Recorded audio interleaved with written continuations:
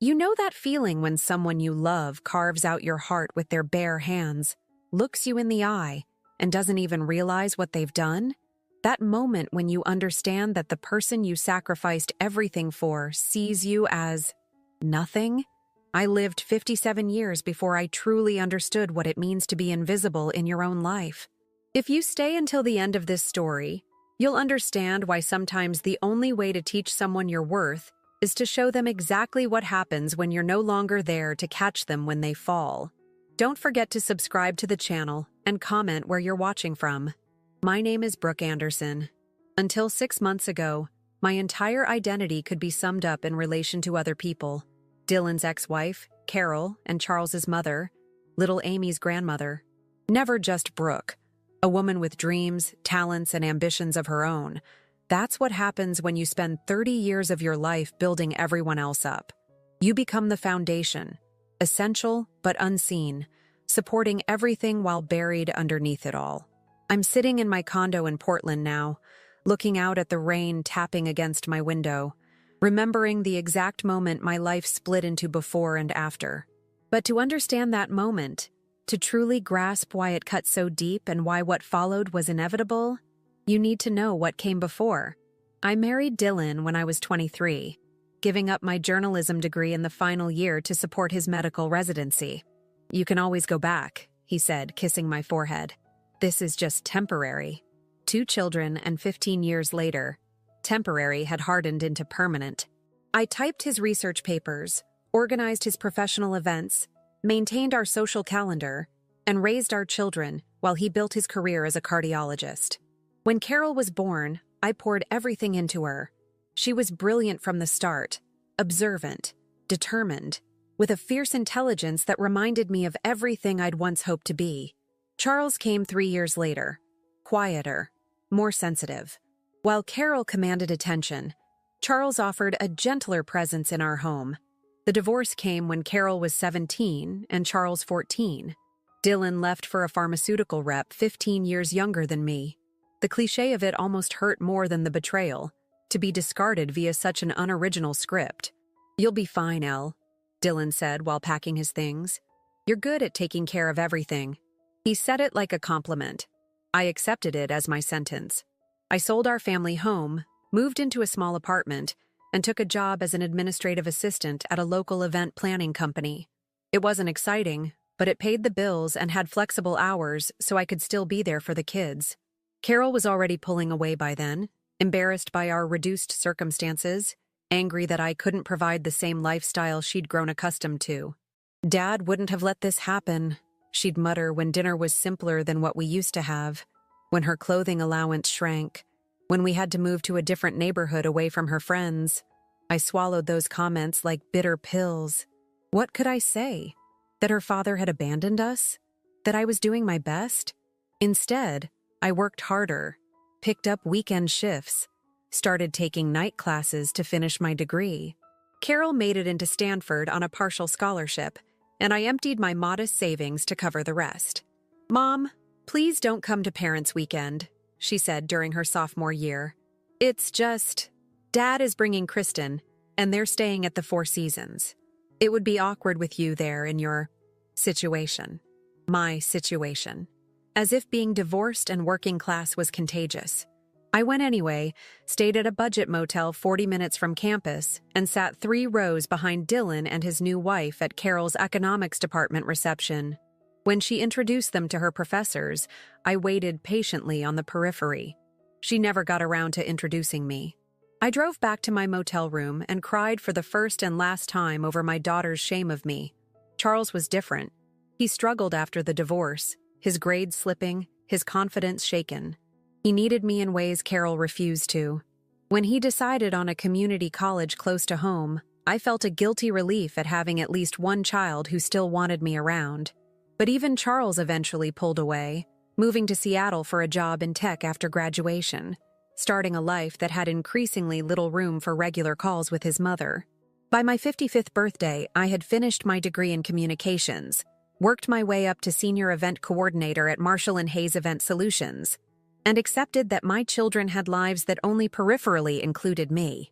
It wasn't what I'd imagined, but it was enough. I had my small circle of friends, my book club, my volunteer work at the literacy center. I had crafted a life from the scraps left behind. Then came the promotion. Janet Hayes, the co-founder of the company, called me into her office on a rainy Tuesday in October. "Brooke, Thomas is retiring next month," she said, referring to our director of operations. I heard, 30 years with the company is impressive. It is. And finding his replacement has been our top priority. She slid a folder across her desk. We'd like that replacement to be you. I stared at her, certain I'd misheard. Me? But there are several managers with more seniority. Seniority isn't what we need. We need someone who understands every aspect of this business from the ground up. Someone with impeccable attention to detail, crisis management skills, and the respect of our entire team. She smiled. The board vote was unanimous. The folder contained my new contract. Director of Global Operations. A salary more than triple what I was currently making. Full benefits. Profit sharing. A travel allowance. We're expanding, Janet continued. Opening offices in London and Singapore next year. The Tech Conference Management Division is growing faster than we anticipated. We need someone who can standardize our operations across all markets. My hands trembled as I flipped through the pages. This means overseeing Tech Vision? I asked, referring to the prestigious annual technology conference our company had recently acquired the management contract for. Yes, this year's event in San Francisco will be your first major project in the new role.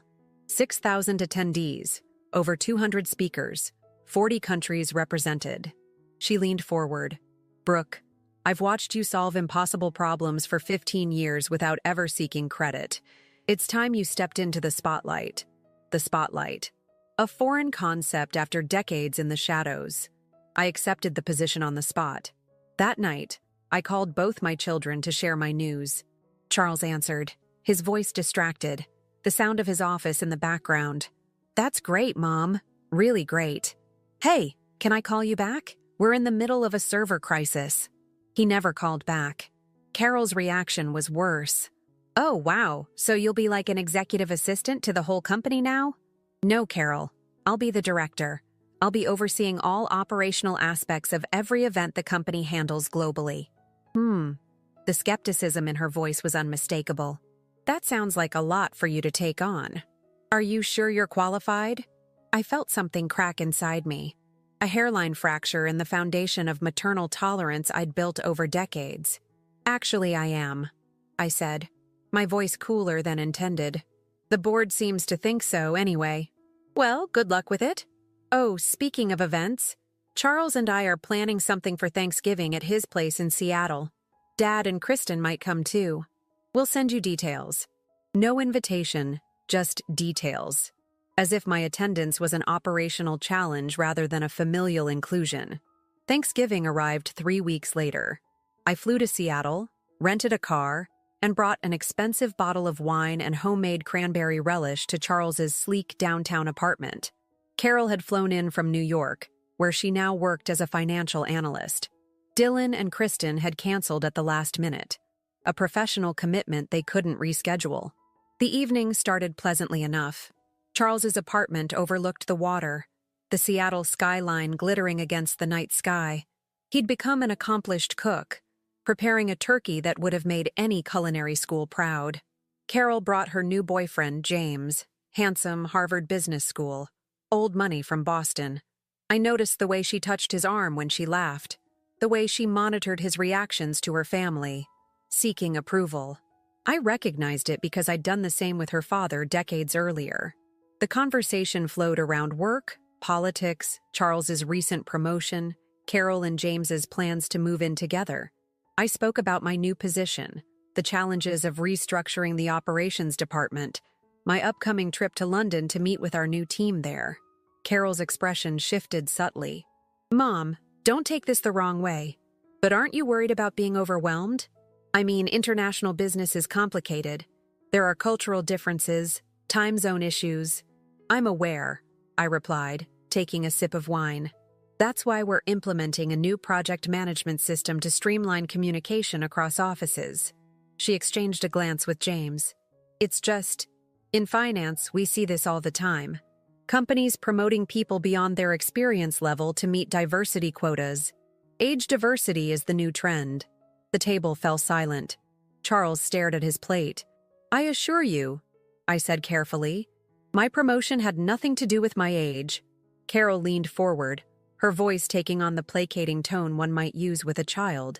"Mom, I'm just concerned. You've spent years organizing small local events. Tech vision is massive.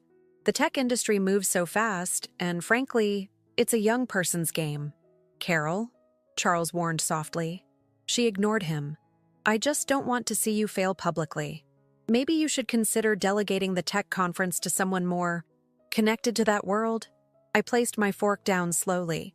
"I appreciate your concern, but I'm quite capable of handling my professional responsibilities." The conversation shifted, but something had changed in the air. As we moved to the living room for coffee, I overheard Carol in the kitchen with James. "She doesn't get it," she murmured. "She's going to embarrass herself. She can barely figure out her iPhone, and now she's supposedly running a global tech conference?" I stood frozen in the hallway, my back pressed against the wall. James's voice was lower. "Maybe she'll surprise you." Carol laughed, a sharp, dismissive sound that cut through me. "Please. My mother has been invisible her entire life. This is some midlife crisis where she's pretending she can suddenly be important. Some people are just born to be invisible. She needs to accept that before she humiliates herself." I stepped into the kitchen then, my face a careful mask. Carol's eyes widened slightly, a flicker of uncertainty about how much I'd heard. I simply gave her a faint smile and swallowed my pain, as I had done countless times before. But something was different this time. As I stood there, watching my daughter exchange uncomfortable glances with her boyfriend, I felt something crystallize within me, hard and sharp and irrevocable. There would be no more smiling through the pain, no more accepting the role they had assigned me, no more invisibility. And in 3 months' time, at the Tech Vision conference in San Francisco, my daughter would learn exactly what happens when you underestimate the woman who gave you life. I didn't confront Carol that night. I finished my coffee, complimented Charles on dinner, and excused myself early, claiming jet lag. The truth was, I couldn't bear to be in the same room with either of them anymore. The facade had cracked, and I feared what might escape if I stayed. Back in my hotel room, I lay awake until dawn. Carol's words played on repeat in my mind. Some people are just born to be invisible. Born to be invisible. As if my decades of self-sacrifice, of putting everyone else first, had been some kind of genetic predestination rather than a conscious choice I'd made out of love. The next morning, I canceled my return flight and booked a suite at the Four Seasons instead. I needed time to think, to strategize. I sent a brief text to Charles thanking him for dinner and explaining that a work emergency required me to fly directly to San Francisco. It wasn't completely a lie. I did have meetings scheduled there the following week. I was simply accelerating the timeline. I spent the next 3 days in near total isolation, venturing out only for meals and short walks along the waterfront. Something fundamental had shifted inside me. The pain of Carol's words had calcified into something harder, colder. I reviewed every sacrifice I'd made, every dream I'd deferred, every slight I'd endured with a smile. The balance sheet of my life showed a profound deficit. I had given everything and received precious little in return. By the time I boarded my flight to San Francisco, I had made a decision. I would no longer be the supportive mother who silently accepted scraps of attention. I would no longer pretend that their dismissal didn't wound me. I would no longer be invisible. The Tech Vision conference was scheduled for February, 3 months away. I threw myself into the preparations with a focus that surprised even Janet. "Brooke, these proposals are brilliant," she said during our weekly meeting. "The structural changes to the speaker tracks, the networking innovations, the new mobile app features. It's like you've been thinking about this for years." "I have," I replied simply, though not in the way she imagined. For years, I'd watched from the sidelines as others received recognition for ideas I'd contributed to anonymously. I'd ghostwritten speeches, troubleshot crises, and engineered solutions while someone else took the credit. I'd become an expert in making other people look good. Now, I would use those same skills to orchestrate my own emergence. The San Francisco office became my second home. I worked 16-hour days, reimagining every aspect of the conference. I hired a personal stylist and image consultant, explaining that as the new face of Marshall and Hayes at our flagship event, I needed to project authority and competence. I invested in an entirely new wardrobe, no more blending into the background. I changed my hairstyle, updating my shoulder-length gray to a sleek silver bob that framed my face in a way that demanded attention rather than deflected it. Each night, I returned to my corporate apartment and reviewed the latest conference registrations. I knew Carol would attend. Tech Vision was the premier networking event for financial technology, and her firm always sent representatives. Sure enough, 3 weeks before the event, her name appeared on the registration list along with 2 colleagues. Perfect. I arranged for Carol's firm to receive VIP passes, ensuring she would be seated in the front row for the opening keynote. I personally reviewed the seating chart, confirming her position relative to the stage. I orchestrated every detail with the precision of a general planning a military campaign. The week before the conference, I flew back to Portland briefly to check on my condo and collect the remaining clothes I'd need. There was a message from Charles on my voicemail. He'd been trying to reach me for weeks. "Mom, is everything okay? You haven't been answering my calls. Carol said you've been distant with her too. We're worried about you." Worried. The word almost made me laugh. They weren't worried about me. They were unsettled by my absence. For years, I'd been the steady background presence, always available, never demanding. Now that I'd withdrawn that reliability, they noticed the void. I didn't return Charles's call. 3 days before the conference, I received a text from Carol. "Hey Mom, just found out my firm is sending me to Tech Vision next week. I know you're involved somehow with the planning. Maybe we could grab coffee if you're going to be there. I feel like we haven't really talked since Thanksgiving." I stared at the message for a long time. The old Brooke would have jumped at this olive branch, grateful for any attention from her daughter. The new Brooke recognized it for what it was, an attempt to leverage a personal connection for professional advantage. She'd likely discovered my new role and calculated that having Mom on the inside could benefit her networking efforts.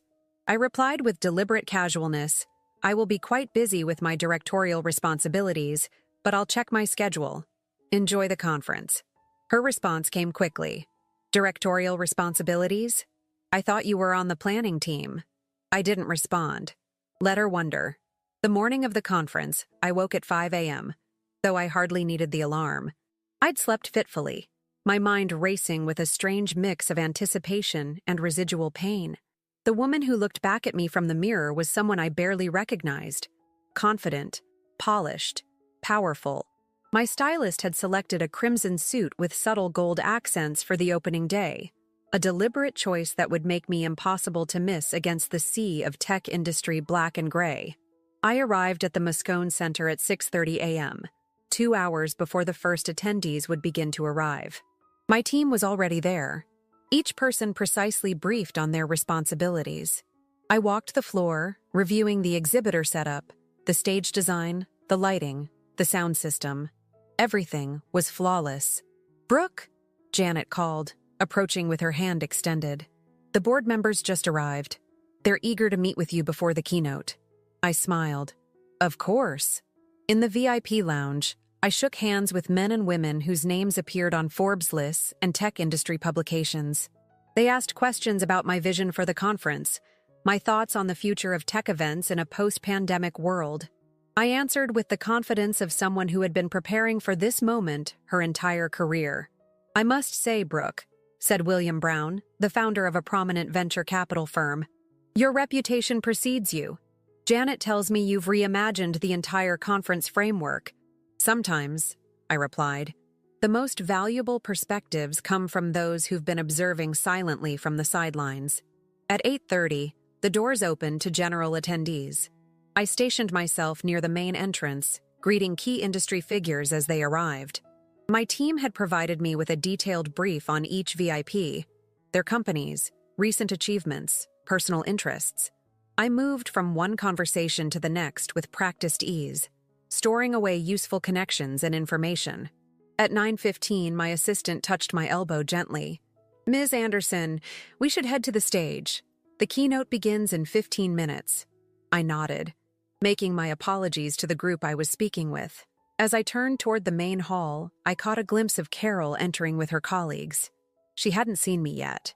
She was dressed in an expensive charcoal suit, her hair pulled back in a sleek ponytail, clearly trying to project an image of professional seriousness beyond her years. I watched her for a moment, this daughter of mine who thought I was destined for invisibility. She laughed at something her colleague said, that same dismissive laugh I'd heard in Charles's kitchen. The sound of it hardened my resolve. "Everything is ready," my assistant said, handing me a tablet with my notes for the introduction. "Perfect," I replied. "Let's begin." I made my way to the backstage area where Janet and the keynote speaker, the CEO of a leading artificial intelligence company, were waiting.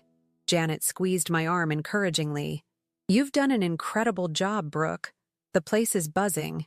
I smiled, a genuine expression of satisfaction. "Thank you. It's time to show everyone what we've built." The lights dimmed in the main hall. The massive screens displayed the conference logo. The moment had arrived.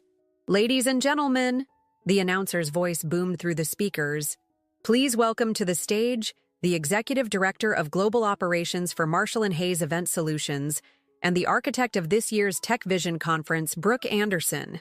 I stepped onto the stage as the spotlight found me, my crimson suit blazing against the blue backdrop.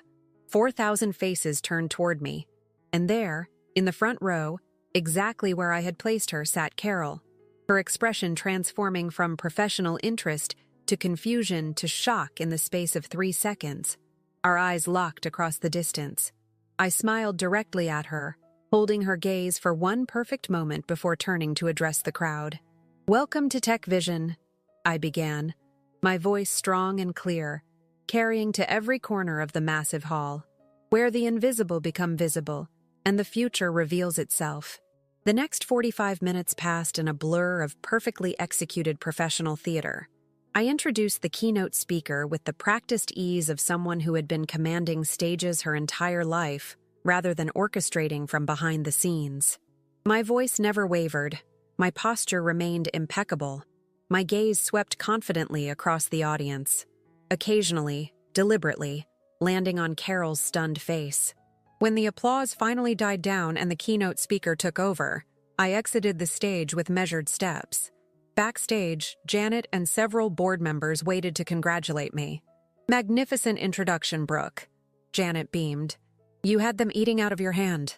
I accepted their praise with a gracious smile, all the while feeling a cold satisfaction settling in my chest. The expression on Carol's face had been everything I'd hoped for and more. Shock, confusion, and something else. A dawning realization that she had gravely miscalculated. My phone vibrated in my pocket. Carol. A text message. "Mom? What is happening? I had no idea you were running this. Why didn't you tell me?" I slipped the phone back into my pocket without responding. Let her wait. Let her wonder. Let her feel for once what it was like to be on the outside looking in. The morning continued according to plan. I moved through the conference hall with purpose, stopping to speak with industry leaders, moderating a panel discussion on the future of event technology, fielding questions from tech journalists who suddenly found the new director of Tech Vision fascinating. At every turn, I felt eyes following me, some admiring, some curious, some calculating. Among them, I knew, were Carol's. Shortly before lunch, as I was consulting with my team about an audio issue in one of the breakout rooms, I heard her voice behind me. "Mom?" I turned slowly, deliberately, making her wait those extra seconds. Carol stood there, her professional composure slightly frayed at the edges. Her colleagues hovered uncertainly a few feet away, clearly confused by the mom address directed at the woman they'd just watched command the main stage. "Carol," I said coolly, "I hope you're enjoying the conference." She stepped closer, lowering her voice. "Why didn't you tell me you were in charge of all this? I had no idea you were—" She gestured vaguely at my position, my appearance, the deference my team was showing me. "There are many things you don't know about me," I replied, my voice pleasant but distant. "If you'll excuse me, I need to address an issue with the afternoon sessions. Wait, she said, reaching for my arm, then thinking better of it. Can we talk? Privately? Maybe during the lunch break? I consulted my tablet, scrolling through my meticulously planned schedule. I'm afraid that's not possible. I have a lunch meeting with the conference sponsors. Perhaps another time. The confusion on her face deepened. This wasn't the mother she knew. The woman who would drop everything at the mere suggestion that her daughter might have time for her. Tomorrow then? She pressed. Dinner? I looked up from my tablet, meeting her eyes directly. I'll check my calendar and let you know. Before she could respond, my assistant approached with urgent information about a speaker who was stuck in traffic. I turned away from Carol without another word, issuing clear instructions to my team about how to adjust the afternoon schedule. When I glanced back a moment later, Carol was still standing there, watching me with an expression I couldn't quite read. For the first time in her adult life, I realized she was seeing me, really seeing me, as someone other than just her mother, as someone with power, authority, and a life completely separate from her. Good. Let her look. Let her wonder. Let her question every assumption she'd ever made about the woman who had given her life. The rest of the day unfolded perfectly.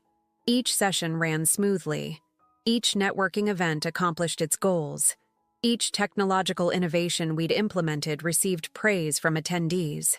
I was everywhere and nowhere, solving problems before most people even realized they existed, directing my team with quiet authority, making connections that would benefit Marshall and Hayes for years to come. By evening, the first day of the conference was being hailed on social media as transformative and brilliantly orchestrated. Janet forwarded me an email from the board chair expressing his delight with the event's execution. Success surrounded me like a protective shield. I checked into my suite at the hotel adjacent to the conference center just after 9.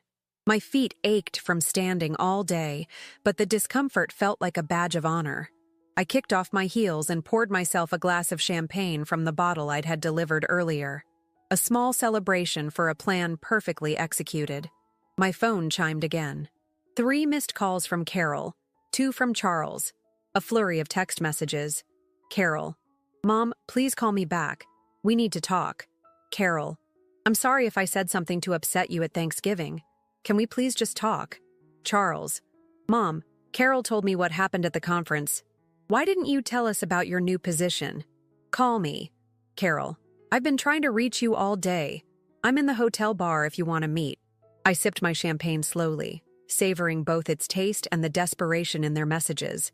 For years, I had been the one waiting by the phone, hoping for calls that rarely came, settling for brief, distracted conversations where I was clearly an afterthought in their busy lives. Now the roles were reversed. The last message had come in just 15 minutes ago. Carol was waiting in the bar downstairs, no doubt rehearsing what she would say to me, how she would explain away her cruel words at Thanksgiving. Perhaps she was already calculating how my new position might benefit her career. The thought hardened my resolve. I changed into a simple black dress, reapplied my makeup, and slipped back into my heels.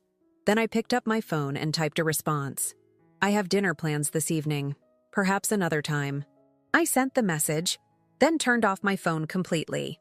I had indeed made dinner plans, with William Brown and several other venture capitalists who had expressed interest in expanding our conference model to emerging tech markets in Asia. It was a meeting that could potentially double Marshall and Hayes' global footprint. Carol's contrition would have to wait. As I left my room, I caught my reflection in the mirror by the door. The woman looking back at me was unrecognizable from the one who had sat quietly at Charles's Thanksgiving table, absorbing insults with a patient smile. This woman's eyes were clear and cold, her posture radiating confidence, her expression giving nothing away.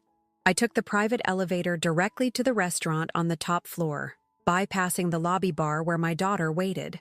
As the doors closed, I felt a momentary twinge, not of regret, but of something adjacent to it, a recognition of what was being lost, or perhaps what had been lost long ago. The sensation disappeared as quickly as it had come. The past was the past. I had spent decades prioritizing my children's feelings over my own. Now it was time for them to understand that their actions had consequences. That invisibility was a choice I would no longer make. The elevator doors opened onto the restaurant's elegant foyer. William Brown rose from his seat in the waiting area, extending his hand in greeting. "Brooke, we're delighted you could join us. Everyone's been talking about the remarkable work you've done with the conference." I smiled, stepping fully into my power. The day exceeded even my expectations, and I'm confident tomorrow will be even better. As I followed him to the private dining room, I pushed thoughts of Carol waiting below firmly from my mind. My children had taught me an invaluable lesson about priorities. Now it was time to return the favor. Dinner with William and the venture capitalists stretched late into the night.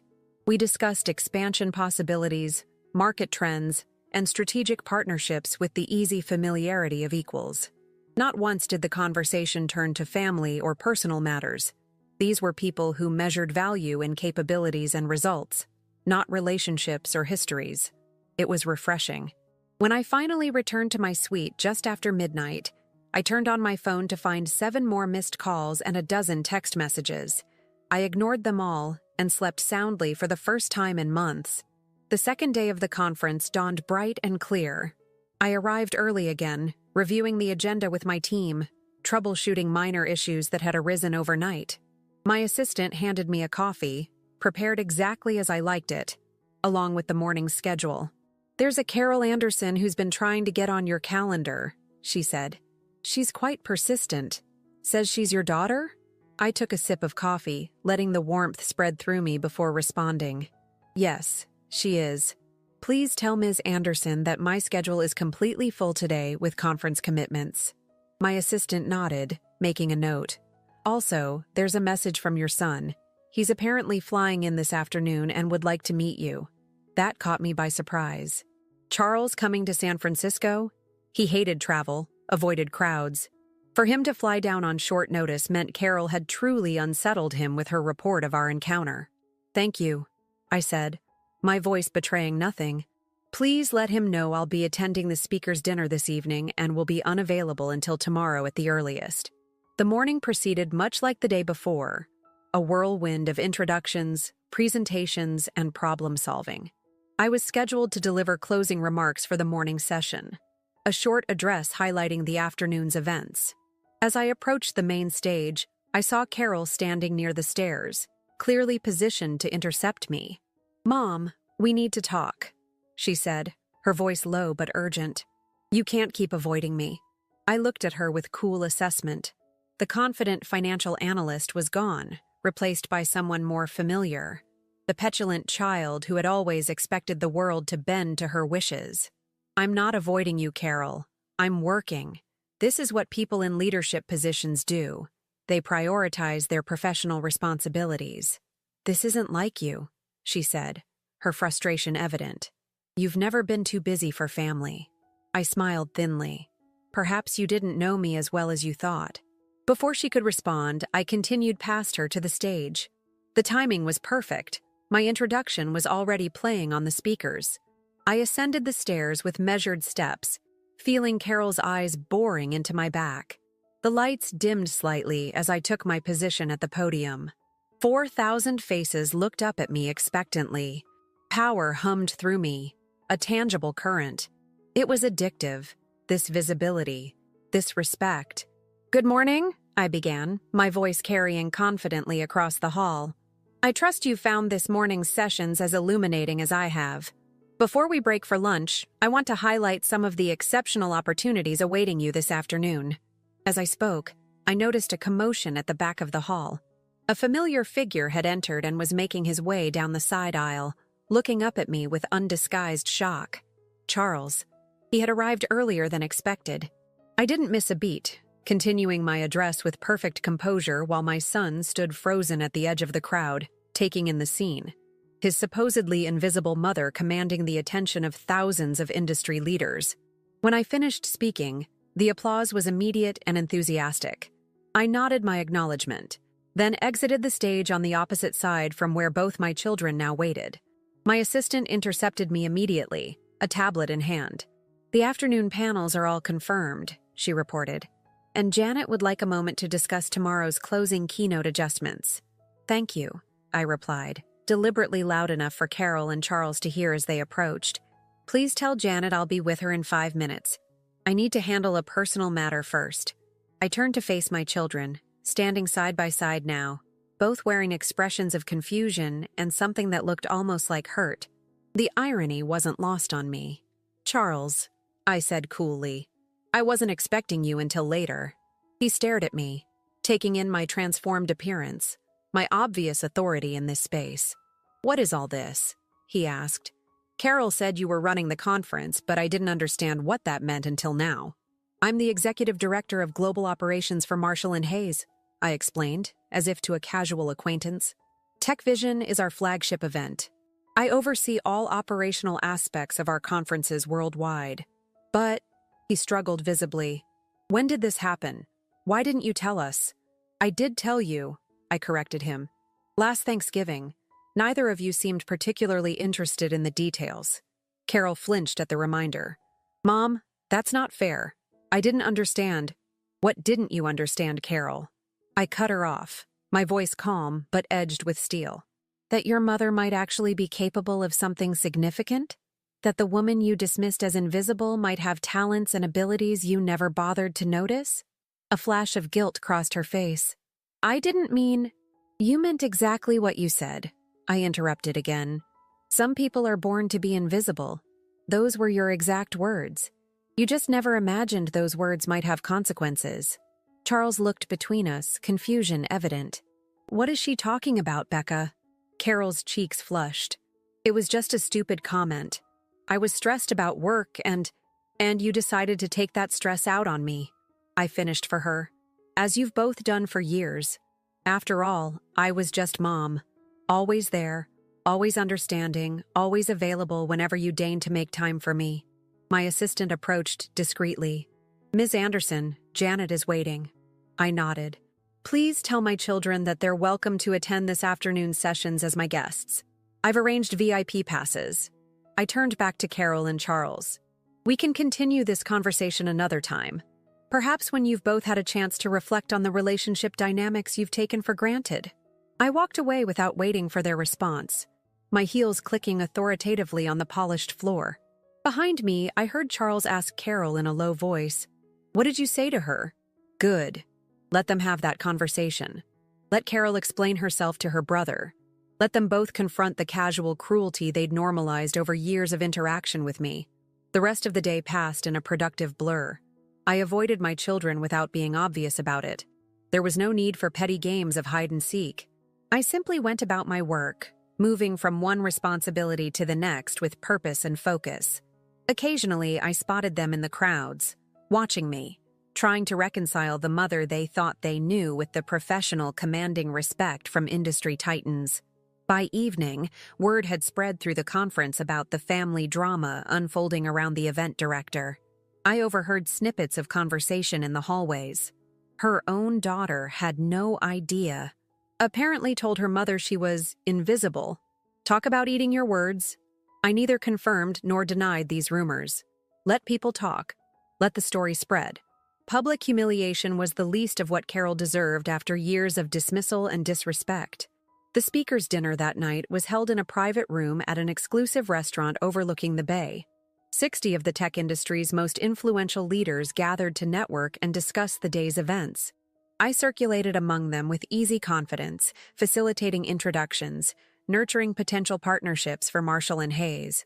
Midway through the evening, as I was engaged in conversation with the CEO of a prominent software company, my phone vibrated with a text message. I glanced at it discreetly. Mom, we're in the hotel lobby. Please meet us when you're done. We need to talk. Charles. I slipped the phone back into my pocket without responding. They would wait or they wouldn't. Either way, I would no longer structure my life around their convenience. As I raised my glass for the evening's toast, I caught my reflection in the window. The woman looking back at me was powerful, respected, visible. The satisfaction of that reality outweighed any lingering maternal instinct to smooth things over, to forgive without accountability, to return to the comfortable invisibility of being just mom. That woman was gone. And she wasn't coming back. The final day of Tech Vision dawned with a sense of impending culmination, not just for the conference, but for the reckoning I had set in motion. As I dressed in my most striking outfit yet, a tailored cobalt blue suit that my stylist had assured me projected both authority and memorability, I felt a curious sense of calm. Whatever happened next, I had already won the most important battle. I would never again allow myself to be rendered invisible. My phone showed 3 missed calls from Charles and 1 from Carol, all from after I'd returned to my room last night. I had deliberately not gone to the hotel lobby where they waited. Let them experience what it felt like to be an afterthought, a meeting that could be indefinitely postponed without explanation or apology. The closing day of the conference was always the most challenging. Attendees were tired, beginning to think about flights home, less engaged than on previous days. But we had planned for this, structured the final sessions to be the most dynamic, saved some of our most impressive speakers for last. The energy in the main hall was palpable as I took the stage for my opening remarks. As we enter the final day of Tech Vision, I began, I invite you to reflect not just on the technologies we've explored, but on the connections we've formed. In this industry, visibility is currency. Those who are seen, those who are heard, they shape the future. Those who remain in the shadows, who accept invisibility.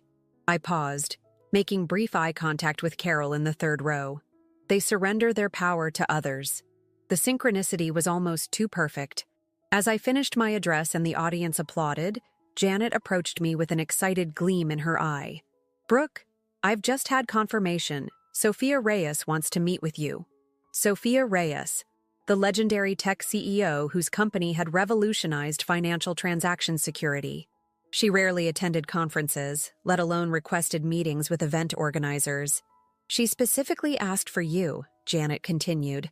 "Said she was impressed with how you've transformed Tech Vision.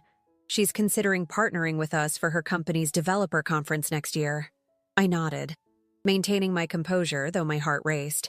"I'll make time for her immediately. Where would she like to meet?" Her team suggested lunch in her private suite. "I took the liberty of clearing your schedule." As I made notes of the meeting details, I spotted Carol making her way toward the stage. The determined set of her jaw told me she wouldn't be put off again. Fine. It was time we had this conversation anyway. "Mom," she said as she reached me, her voice tight with suppressed emotion. "We need to talk, now. Charles's flight leaves this afternoon." I regarded her coolly. "I have a meeting with Sophia Reyes at noon that I cannot reschedule." Carol's eyes widened slightly at the name. Of course she would recognize it. Reyes's company was a major player in Carol's financial technology sphere. "I can spare 20 minutes before then," I continued. "My office is this way." I led her to the conference center's executive suite that had been assigned to me for the duration of the event. Charles was already waiting inside, pacing nervously. He stopped when he saw me, his expression a complex mix of confusion, hurt, and something that looked almost like pride.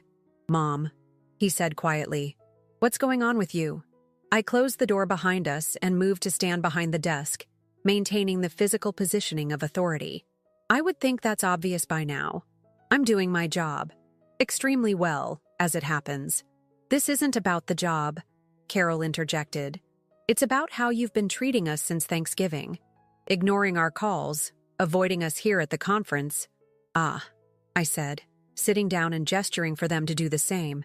"So it's unpleasant to be treated as an inconvenience? To have your attempts at connection rebuffed? To be made to feel invisible?" Charles winced. "Carol told me what she said at Thanksgiving. It was cruel and thoughtless. But is this really necessary? This revenge?" I raised an eyebrow.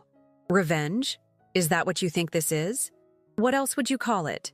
Carol asked, her voice rising slightly. "You orchestrated this entire situation to humiliate me. You made sure I'd be here to see you on stage. You've been parading around in front of my colleagues, making me look like a fool who doesn't even know her own mother." "I didn't make you look like anything," I countered calmly. "You did that yourself with years of dismissive behavior. I simply stopped protecting you from the consequences of your actions." "It was one comment," she protested. "No," I said, my voice hardening. It was the culmination of a pattern that has defined our relationship for years. Both of you have treated me as an accessory to your lives, available when convenient, forgotten when not. You've taken my support for granted while offering little in return. Charles looked down at his hands. That's not entirely fair, Mom. Isn't it? I leaned forward. When was the last time either of you called just to check on me? Asked about my hopes, my dreams, my work? When did you last treat me as a person with a life beyond being your mother? The silence that followed was answer enough. What you're seeing now, I continued, is not revenge. It's consequence. It's what happens when I stop arranging my existence around your convenience and start prioritizing my own value. Carol's eyes filled with tears, of frustration or genuine remorse, I couldn't tell. So what now? You just cut us out of your life completely? I haven't cut you out of anything, I replied. I've simply stopped cutting pieces of myself away to fit into the narrow space you've allocated for me in your lives. My phone chimed with a reminder about the meeting with Sophia Reyes.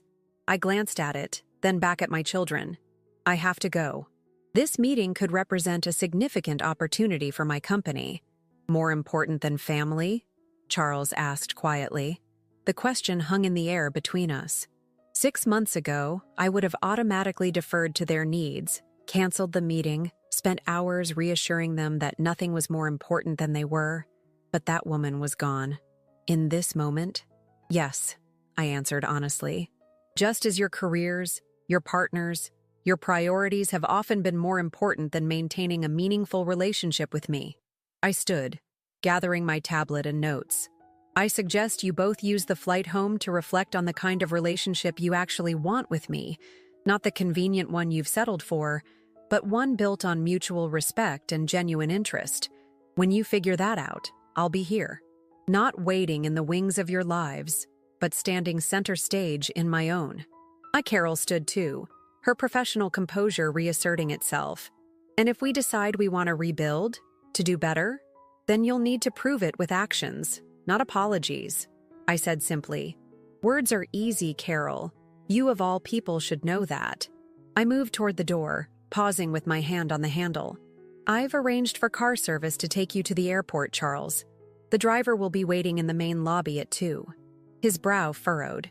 How did you know my flight time? I'm your mother, I said, allowing the faintest smile. I may have changed, but I still pay attention. I left them there in my office, walking with measured steps toward my meeting with Sophia Reyes.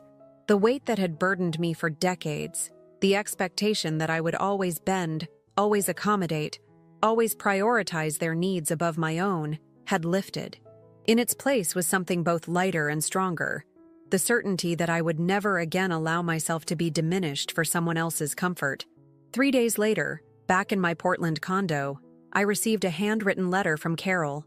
Inside was a clipping from a financial industry newsletter, highlighting the masterful direction of Tech Vision by Brooke Anderson. At the bottom of the article, Carol had written in her precise handwriting, I was wrong. You were never invisible. I just wasn't looking properly. It wasn't an apology, not really, but it was an acknowledgement, perhaps the first step toward something new. I placed the clipping on my desk without responding. They would need to do much more than this to earn back my trust, my time, my attention. My phone rang, Janet calling about the proposed partnership with Sophia Reyes's company. As I answered, I glanced at the photograph on my bookshelf. Carol's college graduation, Charles's arm around her shoulder, me standing slightly apart, my smile fixed and eager for inclusion. I would keep that photograph as a reminder of who I used to be, and a promise to myself that I would never become that woman again. Janet, I answered, turning away from the past. Yes, I've reviewed the proposal. I think we can do even better. Here's what I suggest.